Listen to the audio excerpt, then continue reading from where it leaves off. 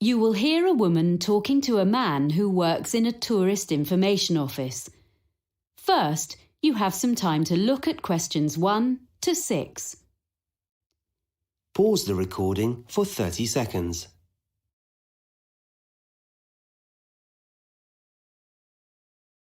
You will see that there is an example that has been done for you. On this occasion only, the conversation relating to this will be played first.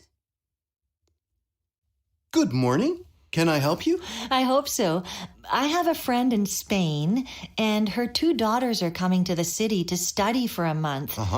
So I thought the Tourist Information Center was the best place to ask about hostels. Can you recommend any? Of course. I usually suggest one of the Hosteling International places. HI West End is a big hostel in a residential area. But it's only 10 minutes from downtown if you take a bus. It's really popular. The journey time is by bus, so bus has been written in the space. Now we shall begin. You should answer the questions as you listen, because you will not hear the recording a second time. Listen carefully and answer questions 1 to 6. Good morning. Can I help you? I hope so. I have a friend in Spain, and her 2 daughters are coming to the city to study for a month. So I thought the Tourist Information Center was the best place to ask about hostels. Can you recommend any? Of course. I usually suggest one of the Hosteling International places. HI West End is a big hostel in a residential area. But it's only 10 minutes from downtown if you take a bus. It's really popular. Okay, sounds good. I need to know how much it costs. The girls want a double room to themselves. They don't want to share with other people. That makes it more expensive. The price is under $30 for a bed in a dormitory, but they'll be paying $50 a night. But if they become members of Hosteling International, the price comes down to $41 a night. Membership costs $35. Right. And membership offers them benefits too on all kinds of activities. What kind of things? Skydiving and whitewater rafting, things like that. I don't think they're interested in that kind of thing. If they become members, will they get cheaper entrance tickets to museums? Oh, yes. And also discounts on bicycle and car hire. Okay, it's probably worth it. Is the hostel very noisy? They're coming here to do some studying. I think it is quite noisy as it's a really big hostel. And if they want to use the internet, this hostel still makes a charge, unfortunately.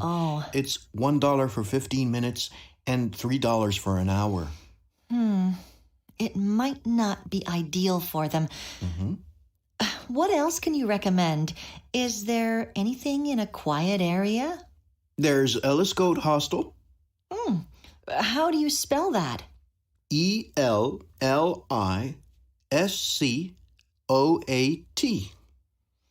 I've never heard that name before. And where is that?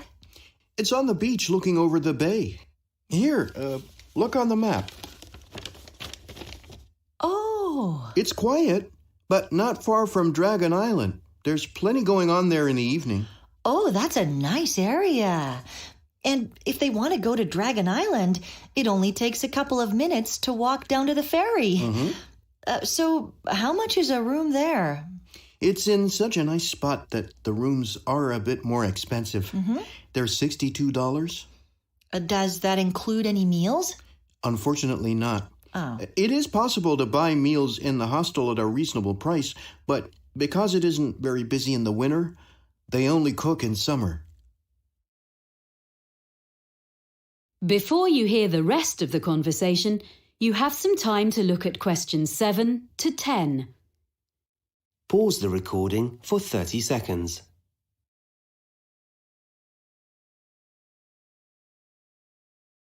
Now listen and answer questions 7 to 10. Oh, I think I know the place you mean. It's an old building, isn't it? Yes, it's well known as it's one of the oldest in the city. There's been a hotel there since 1887 when it was first built. It was turned into a hostel in 1985, and they've invested a lot of money restoring it inside. They'd like that. But I'm just looking on the map at where their college is. It's right in the center. It is a bit far for them from there. The hostel actually has scooters for hire at a very good price, so they could do that. It would be quicker than cycling or walking to the center. It is a bit expensive, but it sounds like the best one so far, unless there's something a bit cheaper. Okay, what about the backpackers hostel? That's not so expensive. It's in a side street in the entertainment district. They wouldn't need to go far to find everything they want. They could walk everywhere. And it's very reasonable. Only $45 and another $5 if they want to have breakfast. But what about other meals? There's no cafe, but on each floor in this hostel, there's a kitchen for residents to cook in. Oh. I'm not sure how well equipped they are, but it should be fine for basic meals. Well, that's really very helpful. I'll pass all this information on now. Do ask your friends to ring me if they need to know anything else. I will. Thank you. That is the end of section 1. You now have half a minute to check your answers. Section 2. You will hear an audio guide to a public library. First, you have some time to look at questions 11 to 15. Pause the recording for 30 seconds.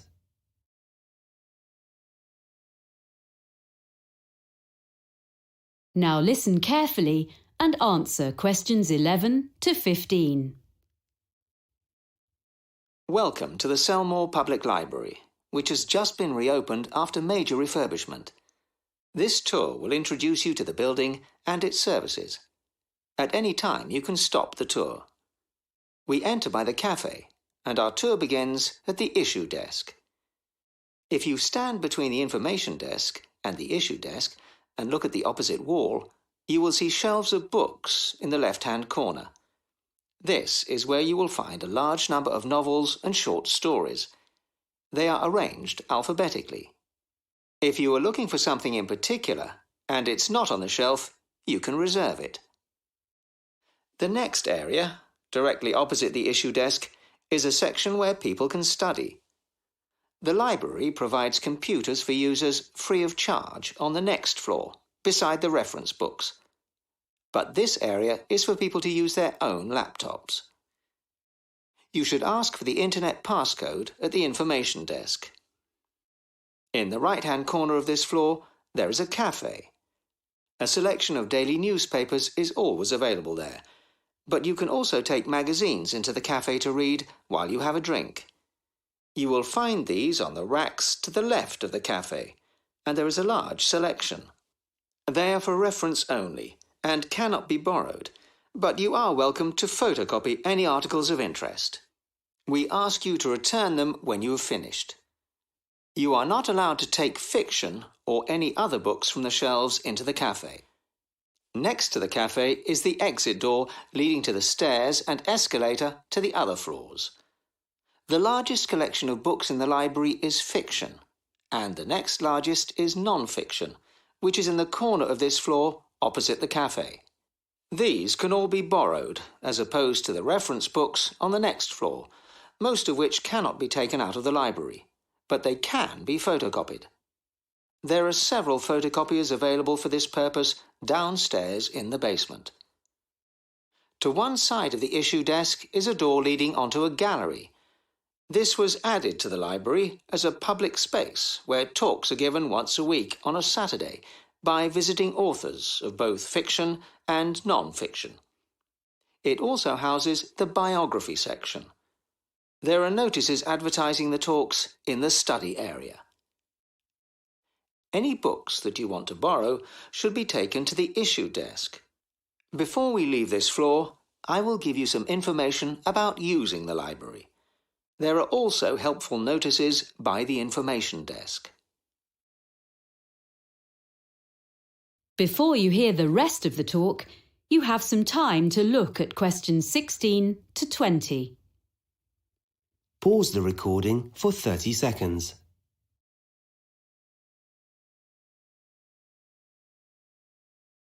Now listen and answer questions 16 to 20. To join the library and take books out, you need a membership card. Take your passport or identity card, as well as proof of your home address, to the information desk and you will be issued with a card. After a period of 2 years, all readers are required to go to the desk with a document that has their name and current address on it, so the library can keep up-to-date records of where people are living. There's no need to show a passport again, and there is no charge for this, but any lost cards are charged at £5. If you can't find the book you want on the shelves, you can reserve it. If it's in another library in the city, we can usually get it for you within a week. If someone else has borrowed it, it can take a few weeks. Either way, we notify you by phone or email when the item is available to be picked up. We will hold it for you for 5 days. Books can be borrowed for 14 days and can be renewed for a further 2 weeks. Children's books also have a 2-week borrowing period. The same system exists for CD-ROMs and CDs, but DVDs, both children's and adults, can only be borrowed for up to 7 days. It isn't possible to renew them. Some reference books can be borrowed, but normally only for 1 day, so 24 hours. The library opening hours have been changed slightly. Instead of opening late on Wednesday evenings till 8 p.m, we will be closing at 6, as on other weekdays. But we will close at 7 instead of 5:30 on Saturdays, and, a new development, we are going to open on Sunday mornings from next month 9 to 1. We are closed on public holidays, and notices are posted in the library about these. Before you go upstairs, please note that if you're going to the exhibition area on the 3rd floor, large bags are not allowed. There are lockers beside the reference area on the 2nd floor where you can deposit them. If you need change, you can get that from the information desk on the 1st floor. Now press pause and proceed to the 2nd floor. When you reach the top of the stairs, press play. That is the end of section 2. You now have half a minute to check your answers.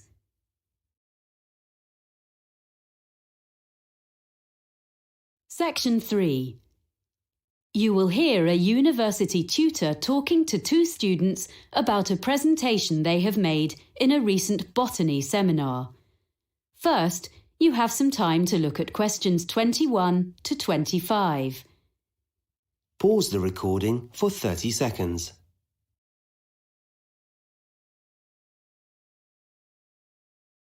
Now listen carefully and answer questions 21 to 25.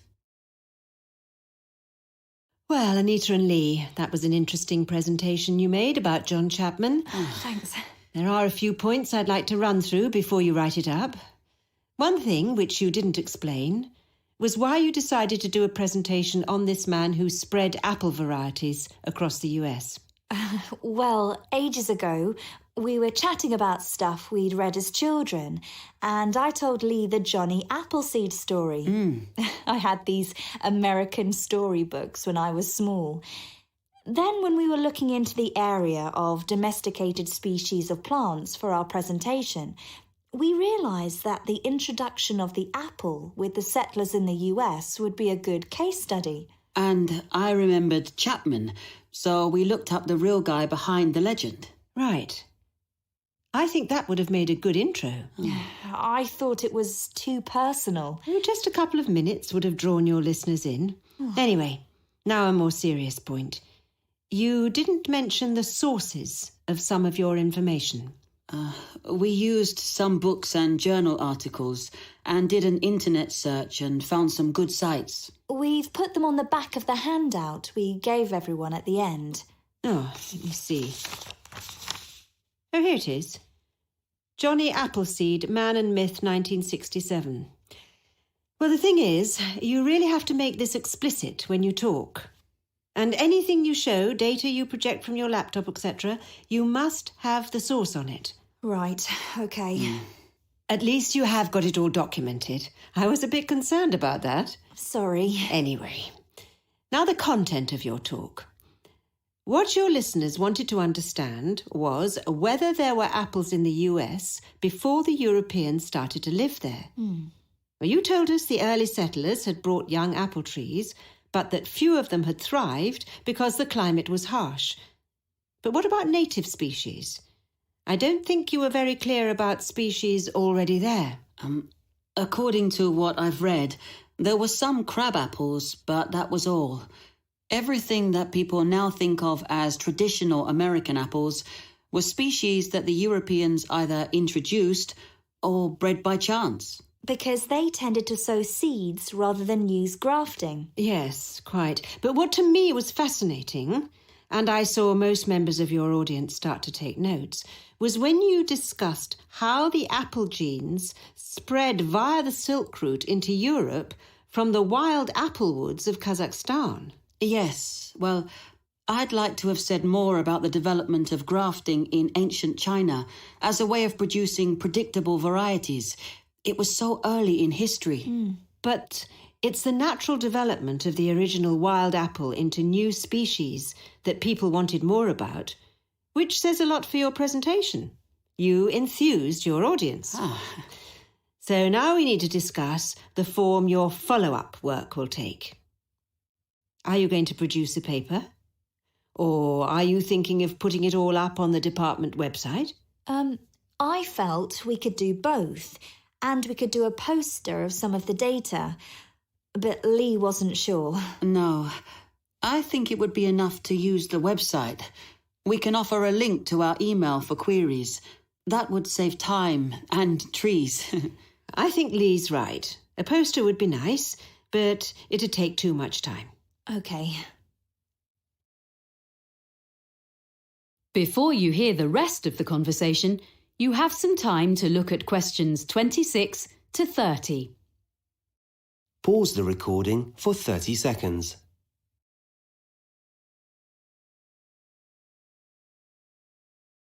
Now listen and answer questions 26 to 30. Now, I just want to give you a few pointers about the techniques of your presentation. Mostly, it was good. But there are a few things you need to bear in mind next time you do one. You both managed the hardware, I mean the projector and things, very well indeed, which is always a great help. Good. Oh, thanks. You'd obviously checked it out carefully. Yes. But unfortunately, we hadn't finished our maps when we did the practice on my computer at home. That's why there was some the wrong way up. We didn't realise the software on the laptop was a bit different from the one I have. But you sorted out the problem very quickly and didn't let it fluster you, so it wasn't a big problem. We could all read the map when we needed to. So it was okay, but we could have done better, we realise. There was a bit at the end where I felt something didn't go as you'd planned. Am I right? We had a few maps which we ended up leaving out because we needed to get on to our conclusions. Yes, it took longer to explain the technical aspects of grafting than we'd expected. So sticking to the time limit for each part of our presentation is something we didn't manage at all. Which means we've definitely got to improve before we do another one. Yes. Apart from that, well, the handout was perfectly adequate for a seminar like this. It gave all the key information, and, of course, now I realise the sources are listed at the back. But you need to do those references in the correct format, as footnotes, in future. Okay. Yes, sorry, we will. And finally, other students will be presenting projects later in the course. I shall be reminding them how well you both spoke and that no one had any problem hearing or understanding either of you. In that respect, your talk was a model that the others can follow. Oh, thank you. Yes, thanks very much. This feedback has been very helpful. Well done, both of you. See you in a fortnight. Bye. Yes, thanks. That is the end of section 3. You now have half a minute to check your answers. Section 4. You will hear a lecturer describing some investigations into the sense of taste. First, you have some time to look at questions 31 to 40. Pause the recording for 1 minute.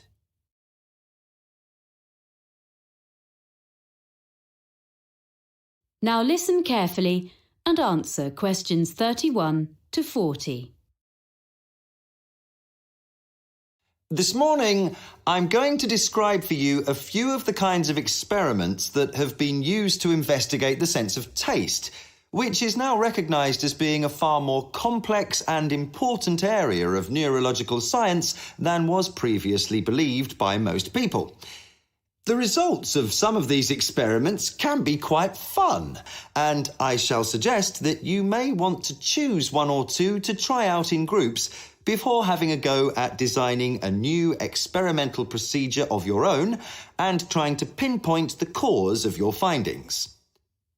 The first one concerns a marketing exercise by a soft drinks company. The green colour of some cans was altered by the addition of yellow, so they were a brighter green. Then, test subjects were asked what they thought about the flavour of the drink in the new style cans, and they stated that there was more lime in the drink if it was in the ones with the new colour. Now, this was because the brain picks up cues from the way the product is presented, as well as the product itself, which trigger taste sensations. Before food was packaged, humans used colour to gauge the ripeness of fruit, for example. Next, there's the old problem with chewing gum. Everyone knows that after a few minutes chewing, it loses its minty flavour. However, if you ask people to chew up to the point where it becomes tasteless, and then ask them to eat a little sugar and continue chewing, to most people's surprise, what happens is that the original mintiness actually returns, because it is the sweetness which is needed to make the mintiness perceptible. So, combinations of flavours can be significant, as the brain needs one of them in order to recognise the other. Another experiment demonstrates something we've all done. Drink half a fizzy drink straight from the fridge and then leave it at room temperature for a while. Take a sip and you may well decide you don't like it. The warm drink is too sweet to be refreshing. So, put the rest back in the fridge until it's chilled again. Now try it. Much better. Of course, the sweetness doesn't change. It is our perception, because how sweet it tastes depends on the temperature. The extent to which the drink is sweetened is less evident if the drink has been cooled. Another interesting result has been derived from experiments with sound. One of these involved eating crisps. Subjects were put into soundproof rooms and given batches of crisps to eat. As they ate, the sound of crunching which they made as they ate the crisps was played back to them. This was adjusted so that they sometimes heard the crunching as louder, or at other times more high-frequency sounds were audible in the sound feedback that accompanied their eating. Fascinatingly, if the sound level was louder or higher frequency, they reported that the crisps were actually fresher. Of course, the crisps were in fact the same every time. So, it was clear that the level and quality of what they were hearing was influencing their taste perceptions. So, We've looked briefly at colour, at complementary flavours, at temperature and sound. It seems that all the senses are working together here. But what about the sense of touch? A number of experiments have been done in this area. If you take, for instance, cheese sauce and prepare different versions, some thicker and some thinner, but without any alteration in the strength of flavour, what do you think the subjects perceive? Yep. If the sauce is thicker, they'll say the cheesy flavour is less strong. It was clear that the thing that was influencing the subject's judgment about the flavour of the sauces was the texture of each one. Now, this result is important for dietitians as well as marketing executives. Lastly, another variation on the two flavours theme. This concerns the capacity of the brain for bridging a sensory gap. The subjects in this experiment stuck out their tongues so that the testers could drip two liquids onto them simultaneously, one strawberry flavoured and one sugar flavoured. The testers then took away each flavour in turn. When the sweetness was taken away, the subjects reported they could hardly taste anything. But they continued to think they could taste strawberry even after it was taken away. So that taste gap was filled. Well, that's just a quick look at some of the examples in the current literature.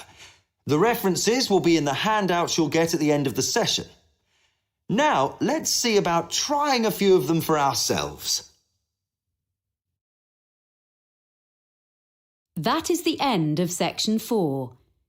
You now have half a minute to check your answers.